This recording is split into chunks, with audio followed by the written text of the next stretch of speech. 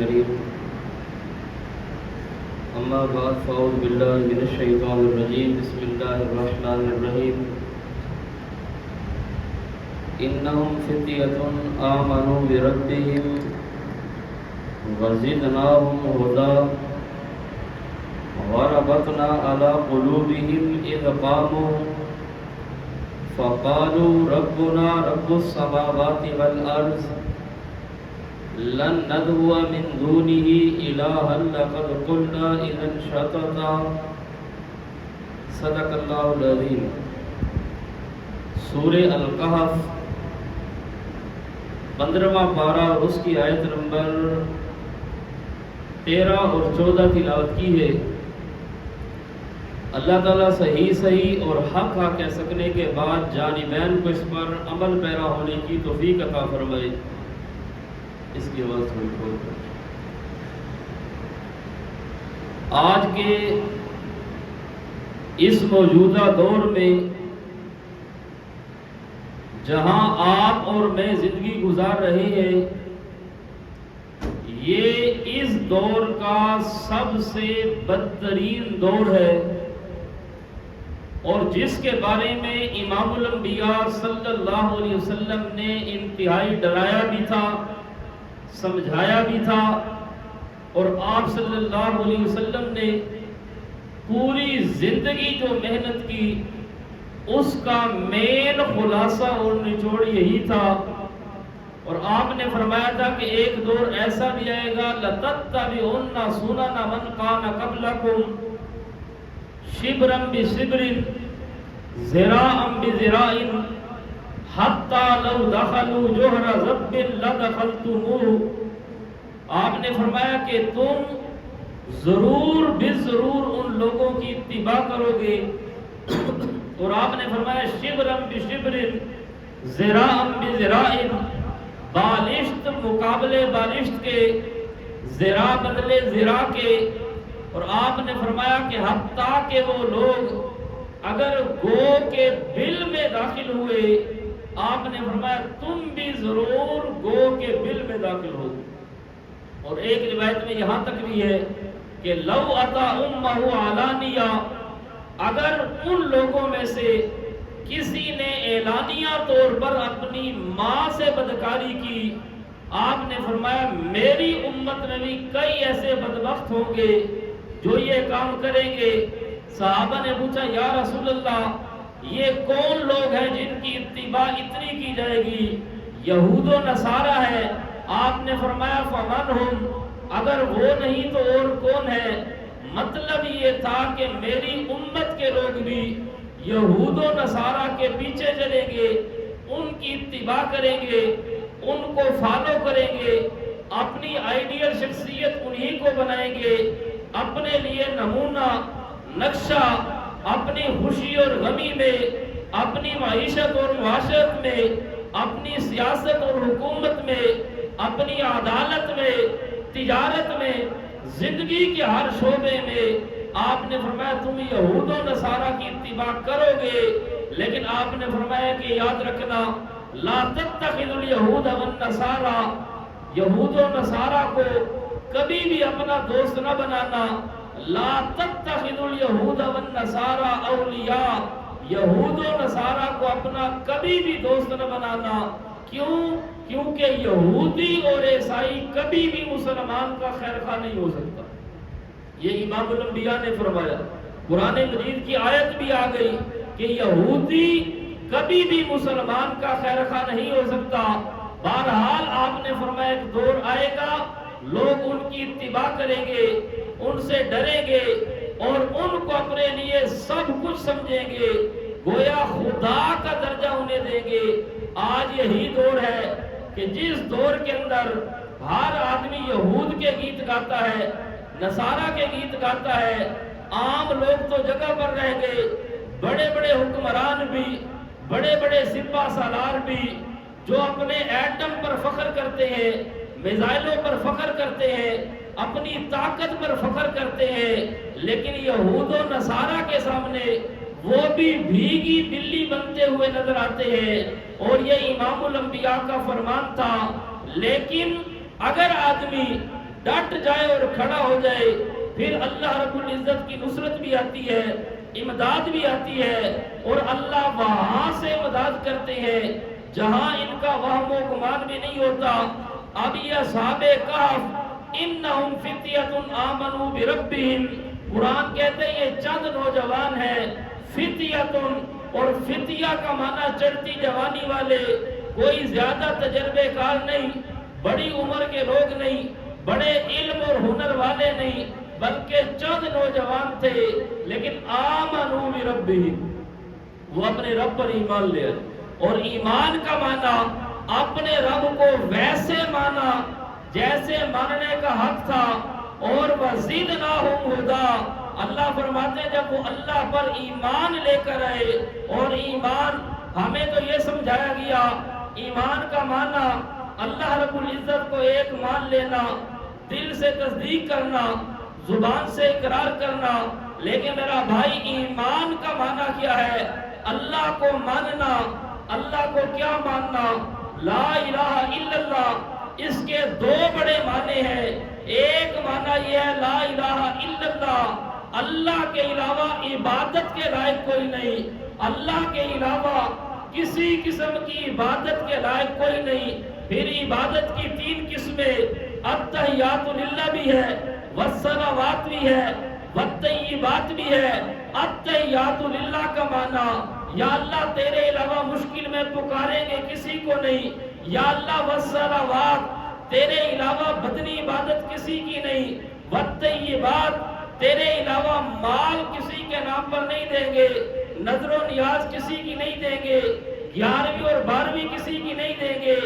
یہ بھی لا الہ الا اللہ کا ایک معنی ہے، اور یہ بھی آمنو ہے، لیکن آمنو کا ایک دوسرا معنی وہ ہے لا حاکم الا اللہ، لا الہ الا اللہ۔ اس کا معنی یہ ہے کہ اللہ کے علاوہ کوئی حاکم نہیں، اللہ ہی حاکم اعلیٰ ہے، وہی حاکم حقیقی ہے، یہ زمین اس کی ہے، اس زمین پر نظام بھی اللہ کا ہوگا، یہ زمین اللہ کی ہے، یہاں قانون بھی کسی انگریز کا نہیں چلے گا، یہ زمین اللہ کی ہے، اور اس زمین پر حاکم صرف اللہ ہے، اللہ کے علاوہ کوئی حاکم اعلیٰ نہیں، نہ کوئی وزیر حاکم ہے، نہ کوئی مشیر حاکم ہے، نہ کوئی صدر اور چیف حاکم ہے، اللہ کی زمین پر حاکم صرف اور صرف اللہ ہوگا۔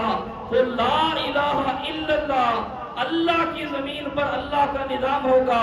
انہم فتیۃ آمنوا بربہم، چند نوجوان ہیں حضرت عیسیٰ کی شریعت پر عمل پیرا، حضرت عیسیٰ علیہ السلام کے بعد کے یہ لوگ ہیں، اور یہ لوگ انہم فتیۃ آمنوا، دقیانوس بادشاہ ہے، اور اس بادشاہ نے ایک تو نظام اپنا بنایا ہوا، حکومت اپنی قائم کی ہوئی، ظلم کے زور پر، جبر کے زور پر، اور لوگوں کو یہ باور کرایا میں تمہارا حاکم ہوں، میں جس طرح چاہوں گا ویسے ہی ہوگا، قانون میرا چلے گا، نظام میرا چلے گا۔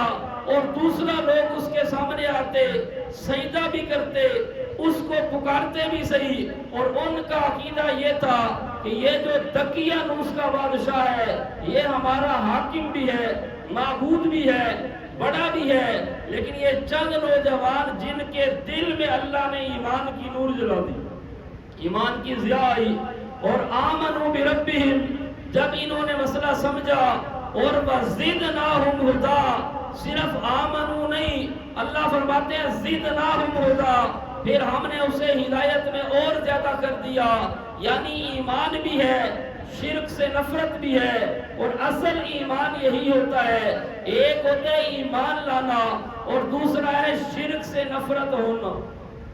ہمارے یہاں ایمان تو ہوتا ہے لیکن شرک سے نفرت کوئی نہیں، مشرک سے نفرت کوئی نہیں، بدعت سے نفرت کوئی نہیں، حالانکہ ایمان اصحاب کہف کا جو تھا، اور جو اللہ کو ایمان انتہائی محبوب ہے، انتہائی پسند ہے، وہ ایمان وہ ہے آمنوا بربہم وزدناہم ھدا، اللہ کو ایک مان اور اس کے مقابل نظام سے نفرت کر، اللہ رب العزت کو حاکم مان، باقی دوسرے نظاموں سے نفرت کر، اللہ کو معبود مان، باقی غیر اللہ کی عبادت سے نفرت کر، عبادت کرنے والوں سے نفرت کر. یہ نہیں کہ اللہ والے بھی ٹھیک، غیر اللہ والے بھی ٹھیک، مشکل میں صرف اللہ کو پکارنے والے یہ بھی ٹھیک ہے، اور غیب کے دعوے کرنے والے، لوگوں کی بازوؤں کی پیمائش کرنے والے اور شلواریں سونگھنے والے، حساب کتاب کرنے والے، تعویذ دینے والے، اور اپنے گلے کے اندر جس طرح ہندو منگل سوتر پہنتے ہیں ہمارے مسلمان بھی ماشاءاللہ یہاں پر پہن کر رکھتے ہیں. فرق کیا ہے ہندوؤں میں اور تیرے میں؟ وہ بھی یہاں پر کڑا پہنتے ہیں، دھاگا پہنتے ہیں کہ یہ دھاگا ہماری حفاظت کرے گا، رکشا کرے گا. اور مسلمان بھی یہاں پر دھاگا باندھتا ہے، وہ بھی کڑے پہنتا ہے. بھائی تیرا کلمے پڑھنے کا فائدہ کیا ہوا؟ کلمہ پڑھنے کا تقاضا تو یہ تھا آمنوا بربہم، اپنے رب پر ایمان لے آ، وزدناہم ہدی، اور ان کڑوں سے بھی نفرت کر، دھاگوں سے بھی نفرت کر، تعویذوں سے بھی نفرت کر، ان جھوٹے عاملوں سے بھی نفرت کر، ان عاملوں کے نمائندوں سے بھی نفرت کر. حساب کتاب کرنے والے، غیب کے دعوے بتانے والے، تیرے اوپر جن ہو گئے، تیرے اوپر آسیب ہو گیا، تیرے اوپر جادو ہو گیا. ان عاملوں سے ذرا پوچھو کہ عامل صاحب 3 طلاق اٹھا کر کہہ کہ میرے اوپر جادو ہے. بھئی جادو ہے، جادو پر حق ہے، لیکن ہو بھی سکتا ہے، لیکن مجھے کس طرح پتہ چلا کہ اس بندے پر جادو ہے یا نہیں آپ کو سمجھ آئے. مطلب یہ جادو تو ہے، لیکن میں اب کسی کے پیٹ میں درد ہو، میں کیوں نہیں تیرے اوپر جادو ہے؟ بھئی میں نے کون سا ٹیسٹ کر لیا؟ یا تو ایک آدمی کو ٹیسٹ کرے، الٹرا ساؤنڈ کرے، کوئی مشین لگائے، تھرمامیٹر لگائے، پھر تو پتہ چلتا ہے کہ اس کو فلاں بیماری ہے.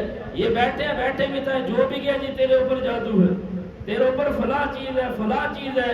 اور یہ سارا ہوتا جھوٹ اور فراڈ ہے، بالکل فراڈ ہے. پچھلے دنوں یہاں پر ایک عامل آیا، بڑے بڑے لوگ اس کے پاس جاتے ہیں، بڑے بڑے لوگ جاتے ہیں، ہنولی تو تقریباً سارا یہاں سے جاتا ہے، اور کمیشن پر شاید بھیجے جاتے ہیں کچھ مولویوں کی طرف سے. وہ مولوی آیا، اس نے کہا جی 40 دن کی دوائی ہے. بڑے سے بڑے ایک مولوی صاحب اس کو بتا رہا تھا کہ شوگر جتنی بھی ہو آپ کی بالکل سیٹ ہو جائے گی، انسولین آپ کی ختم ہو جائے گی، شوگر یکدم ٹھیک. میں نے کہا عامر صاحب تجھے تو اسلام آباد اسپتال میں بیٹھنا چاہیے، بڑے بڑے وہاں مریض آتے ہیں اور شوگر والے کہتے نہیں 40 دن کے اندر انشاءاللہ آپ بالکل فٹ ہو جاؤ گے، 41واں دن نہیں لگے گا، دم بھی کروں گا، تعویذ بھی دوں گا، اور ساتھ ساتھ یہ دوائی بھی دوں گا. بہرحال میں نے اس کو کہا کہ حضرت آپ بیٹھے، آپ کے لیے کھانا. کہتا نہیں کھانا نہیں. میں نے کہا چائے تو ضرور پیے. اس نے کہا نہیں. میں نے کہا نہیں، چائے کے بغیر میں جانے نہیں دیتا، یہ تو ہماری ایک اصول ہے کہ جو آئے آپ ہمارے مہمان ہیں لہذا چائے پی. اس نے کہا چائے اگر بناتے ہیں تو بالکل ٹھیک ہی چائے بناتے. کیا کہتے ہیں بالکل، یہ سچا واقعہ ہے، اور عامل بھی زندہ ہے بھی اسی ایریے کا. بڑے بڑے لوگ کہتے ہیں جی بالکل پھیکی ہو. میں کہ تھوڑا سا گڑ چلو ڈال دیں گے، شکر ڈال دیں گے، چینی. لوگ کہتے ہیں نا بالکل کچھ بھی، بالکل پھیکی ہو. پھر وہ حضرت صاحب کو بتا رہا تھا کہ یہ دوائی بڑی زبردست ہے. اس حضرت صاحب نے کہا یہ جو دوائی میں لوں گا شاید اس کا کوئی سائیڈ افیکٹ ہو، کوئی نقصان نہ. اس نے کہا حضرت یہ میں نے خود استعمال کی، اور 40 دن کے بعد انشاءاللہ بالکل سیٹ ہو جائیں گے. وہ گیا تو پھر میں بڑا حیران بھی تھا، پریشان بھی تھا. سوچ رہا تھا کہ 7 سال میں اس کی اپنی شوگر ٹھیک نہیں ہوئی اور 40 دن میں لوگوں کی ٹھیک کرے. نہیں آپ کو سمجھ آیا؟ رب رسے تے مت کھسے میرا بھائی. بیماریاں ہیں، ان کے علاج بھی ہے. لکل داء دوا، ہر بیماری کا اللہ نے علاج نازل کیا، اس کی دوائی نازل کی. لیکن کسی پر جادو ہو گیا، جن ہو گئے، آسیب ہو گئے، یہ سارے غیب کے دعوے ہیں. آپ بھی ذرا ہمت کر کے عامل کو اتنا تو کہہ سکتے ہو ساری آپ 3 طلاقیں اٹھا کر کہہ کہ میرے اوپر جن ہے، یہ میرے اوپر جادو ہوا. یہ تو ویسے میں آپ کو کہہ دوں گی آپ کے اوپر جادو اور کالا جادو ہوا. یہ پتہ نہیں کوئی رنگ کی تو چٹا جادو تھے، کالا جادو. حالانکہ کوئی جادو کالا اور سفید نہیں ہوتا، جادو ایک ہی ہے جس کو جادو کہتے ہیں، جس کو عربی میں سحر کہتے ہیں. تو یہ سارے کے سارے عامل فراڈی ہوتے ہیں. اشاعت التوحید کا اگر کوئی نام لے تو وہ بھی فراڈی ہوگا، یہ یاد رکھیں. یہ نہیں کوئی کہ میں اشاعت التوحید کا ہوں. بھائی عامل بندہ اور فراڈی نہ ہو یہ ہو ہی نہیں سکتا. بے شک جس مرضی جماعت کو ہر ایک کے اپنے اپنے عامل ہوتے ہیں، تو یہ سارے چکر ہے کھانے پینے کے. تو بہرحال انہم فتیۃ آمنوا بربہم وزدناہم ہدی. اس لیے اللہ پر ایمان لانے کا مقصد کہ جس طرح صحابہ کہف اللہ پر ایمان لائے وزدناہم ھدا، پھر انہوں نے شرک سے نفرت کی، کفر سے نفرت بھی کی، جب اللہ رب العزت کو حاکم مان لیا وزدناہم ھدا، اور دقیانوس بادشاہ کے ساتھ نفرت کی، یار یہ اپنا کلمہ ہمیں پڑھانے والا، اپنے سامنے جھکانے والا، حالانکہ ہم مخلوق اللہ کی ہیں، پیدا اللہ نے کیا۔ اب اللہ فرماتے ہیں جب انہوں نے یہ کام کیا، ایمان بھی لے کر آئے، شرک سے نفرت بھی کی، فرمایا وَرَبَطْنَا عَلَىٰ قُلُوبِهِمْ، پھر ہم نے ان کے دلوں کو مضبوط کر دیا۔ آج ہم ڈرتے ہیں اور ڈرتے بھی ہیں، ہم کیا ہر آدمی 25 کروڑ کے قریب آبادی ہے اور اسرائیل ایک چھوٹا سا ملک ہے، اس سے ڈر رہے ہیں۔ وجہ یہ ہے جو آپ نے فرمائی تھی کہ یوشک ان تداعی علیکم الامم کما تداعی الاکلۃ الی کساتها، آپ نے فرمایا ان قریب مسلمان ایک پلیٹ کی طرح ہوں گے، ایک تھال کی طرح ہوں گے، جس طرح کھانے والوں کو دسترخوان کی طرف بلایا جاتا ہے۔ آپ نے فرمایا سارے کافر اکٹھے ہو کر مسلمانوں کے خلاف متحد ہو جائیں گے، نیٹو کی صورت میں سارے یہودی اور عیسائی اکٹھے، حالانکہ یہودیوں کا عیسائیوں سے آپس میں اختلاف بھی ہے، لیکن آپ نے فرمایا تمہارے خلاف سارے اکٹھے ہو جائیں گے، تمہیں کھانے کے لیے نوچنے کے لیے دوڑیں گے۔ صحابہ نے کہا من قلت نحن یومئذ یا رسول اللہ، اے اللہ کے نبی کیا اس وقت ہم تھوڑے ہوں گے؟ آپ نے فرمایا نہیں، بل انتم یومئذ کثیر، اس وقت تم تعداد میں بہت زیادہ ہوگے، لیکن ولکنکم غثاء کغثاء السیل، لیکن تم ایسے ہوگے کہ جس طرح سیلاب کی جھاگ ہوتی ہے، جھاگ اوپر پر نظر آتی ہے لیکن اندر پاور کوئی نہیں ہوتی، طاقت کوئی نہیں ہوتی۔ فرمایا تم سارے سیلاب کی جھاگ کی طرح دیکھنے میں بڑے نظر آؤ گے۔ آج دنیا میں تقریباً 2.25 ارب کلمہ پڑھنے والے مسلمان ہیں، 2 ارب کے قریب ہیں، اور وہ ملک جس کی آبادی 1 کروڑ سے بھی کم ہے، 80-85 لاکھ یہودی ہیں، 90 لاکھ یہودی ہیں۔ صرف پاکستانی قوم ہی اگر کھڑی ہو جائے تو 25 آدمیوں کے ہاتھ ایک اسرائیلی آئے گا۔ 25 بندے مل کر ایک کافر کو نہیں مار سکتے۔ یہ تو صرف پاکستانی عوام ہے، باقی دنیا جگہ پر رہ گئی، لیکن آپ نے فرمایا اس وقت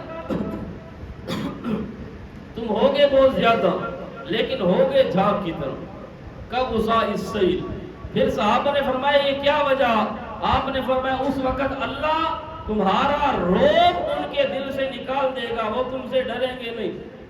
آج ہمارا کوئی روب نہیں، اور یہ حقیقت بات ہے، باوجود ایٹم کے، باوجود اسلامی ممالک کے آج فلاں کے ساتھ اتحاد ہو گیا، فلاں کے ساتھ اتحاد ہو گیا، یہ اتحاد 56 یا 54 اسلامی ممالک کا جنرل راحیل کے دور میں بھی ہوا تھا، فلسطین پر ظلم اس کے بعد ہوا، ان کو پتہ ہے، اور یہ امام الانبیاء کا فرمان ہے کہ اللہ تمہارا روب ان کے دل سے نکال دے گا اور اللہ تمہارے اندر وہن ڈال دے گا۔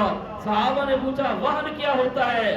آپ نے فرمایا حب الدنیا وکراہیت الموت، دنیا کی محبت تمہارے سینے میں آ جائے گی، ہر آدمی موت سے ڈرے گا، جہاد کے نام سے ڈرے گا، جہاد کے نام سے خوف کھائے گا۔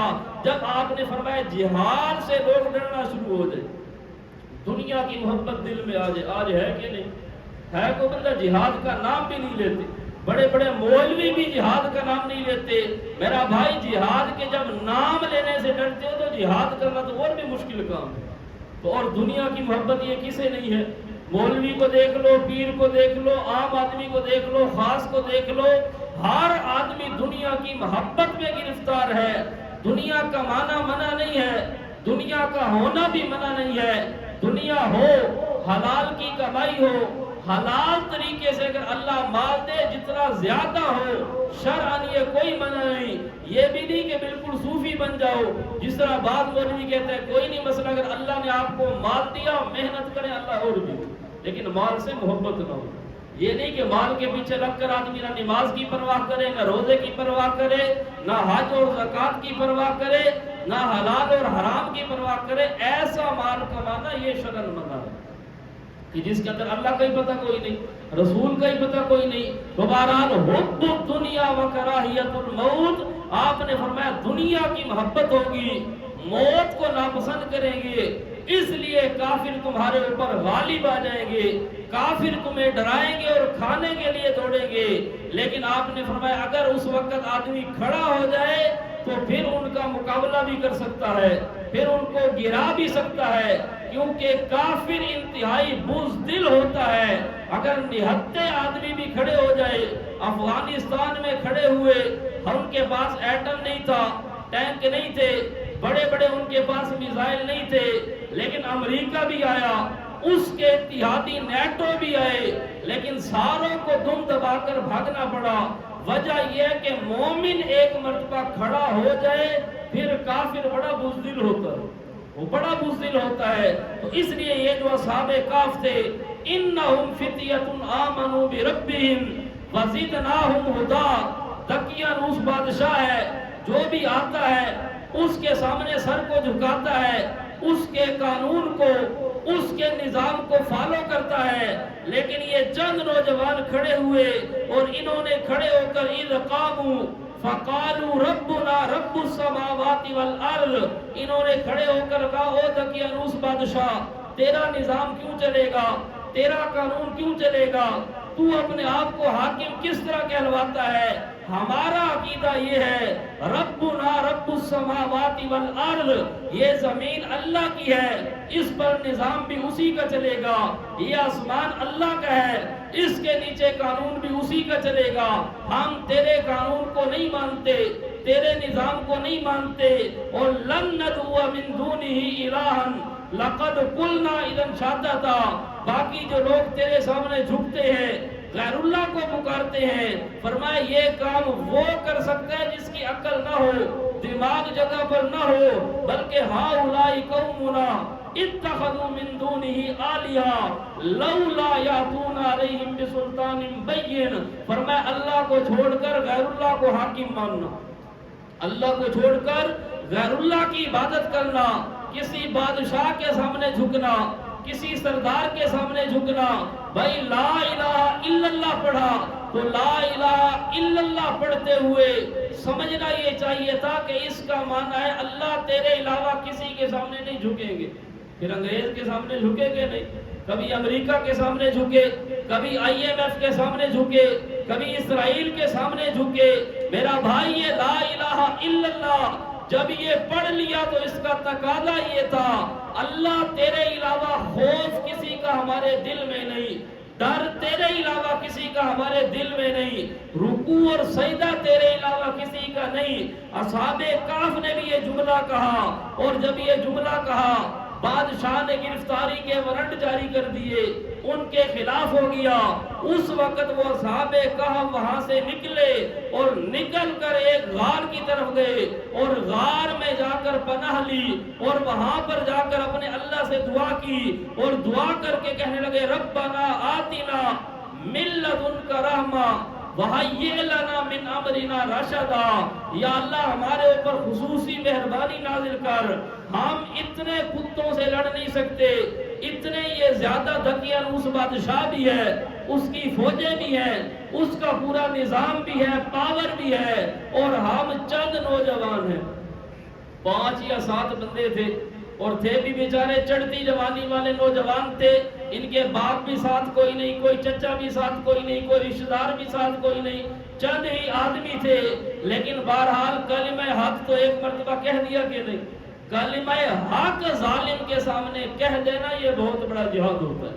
اور آپ نے فرمایا افضل الجہادی، افضل جہاد یہ ہے کہ کلمہ حق اند سلطان جائر، ظالم بادشاہ کے سامنے کہہ دیا جائے. تو انہوں نے جب کلمہ حق کہا اس کے بعد اب یہ غار میں گئے اور وہاں پر جا کر اپنی عاجزی، اپنی درخواست اللہ کے سامنے پیش کی اور کہنے لگے ربنا آتنا من لدنک رحمہ، یا اللہ اپنی جناب سے کوئی خصوصی مہربانی نازل کرو، اور ہیئ لنا من امرنا رشدا، یا اللہ ہمیں نہیں پتا کہ کیا کرنا ہے، ہم نے تو تیری توحید کا اعلان کر دیا، ہم نے تو بتا دیا کہ صرف اللہ کے سامنے جھکیں گے، باقی دقیانوس بادشاہ کے سامنے بھی نہیں جھک سکتے، کسی اور کے سامنے بھی نہیں جھک سکتے۔ اب یا اللہ ہماری جان بچانے والا تو ہے، حفاظت کرنے والا تو ہے۔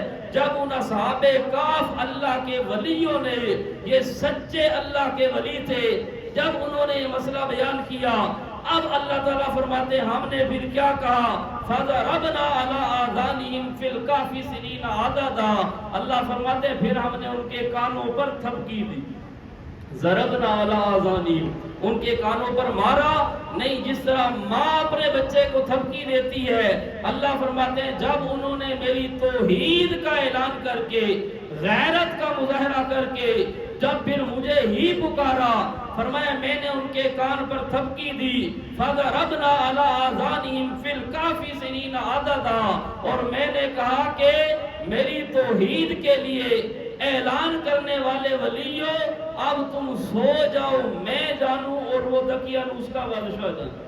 اللہ نے تھپکی دی، ماں تھپکی دیتی، آدھے گھنٹے بعد بچہ پھر اٹھ گیا، گھنٹے بعد پھر اس نے سر اٹھا لیا، اور اللہ نے تھپکی دی، یہ بزرگ 309 سال تک سوئے تھے، 309 سال تک اللہ نے سلائے، 309 سال کے بعد اٹھے، وہ نظام ہی بدل چکا تھا۔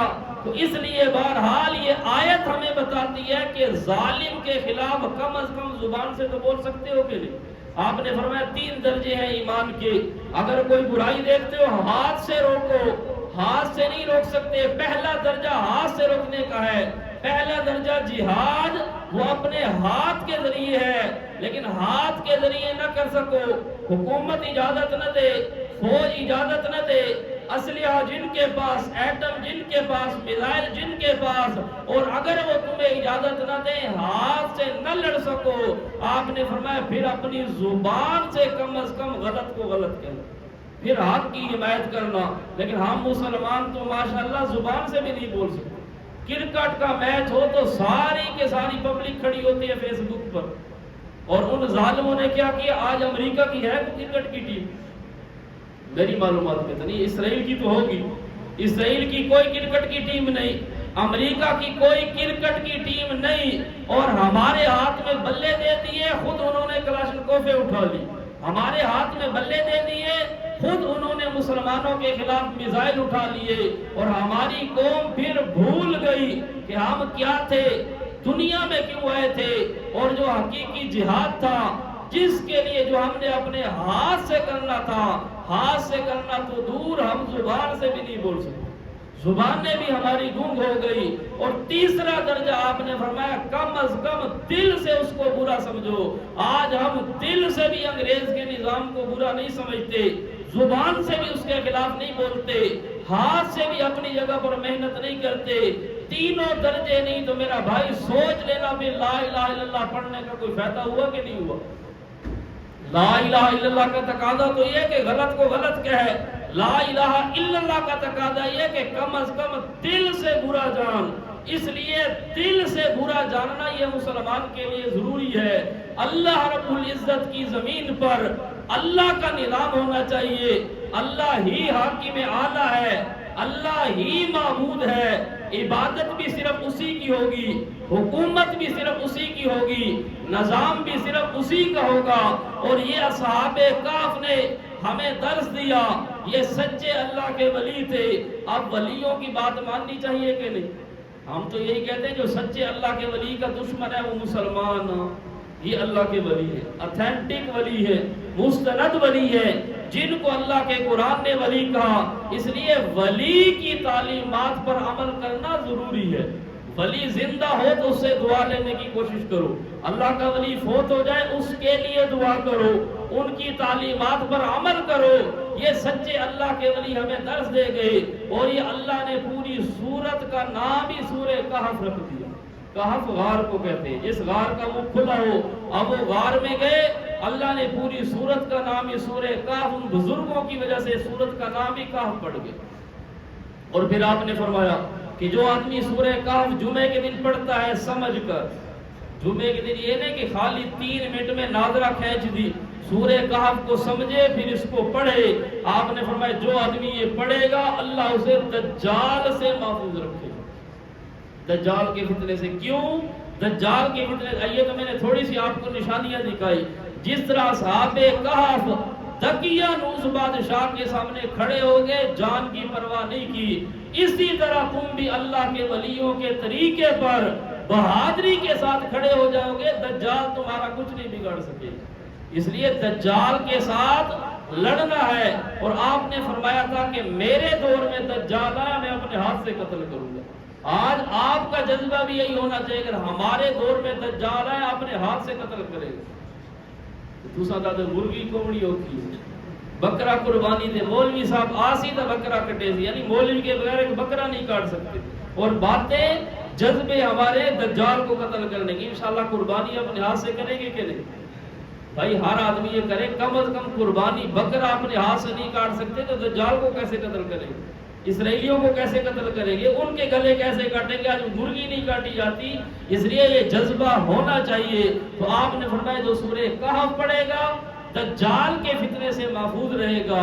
دوسرا آپ نے فرمایا کہ جو آدمی سورہ کہف پڑھتا ہے اس جمعے سے لے کر اگلے جمعے تک اضاء لہ نورا، اللہ اس کے لیے ایک نور روشن کرتا ہے، ایک روشنی اور نور اس آدمی کے لیے پیدا کرتا ہے. اور اس نور کی تاثیر یہ ہوتی ہے کہ پورا ہفتہ اس کے دل میں اللہ کی کبریائی رہتی ہے، صرف اللہ کا خوف رہتا ہے. وہ کسی اور سے ڈرتا نہیں، کسی اور کے سامنے جھکتا نہیں. اپنے دل سے اگر خوف نکالنا ہے تو سورہ کہف کی تلاوت کرو اور سورہ کہف کو سمجھ کر تلاوت کرو. ہم نے اس مرتبہ دورے تفسیر میں عوامی دورے میں سورہ کہف ترجمے کے ساتھ پڑھی تھی.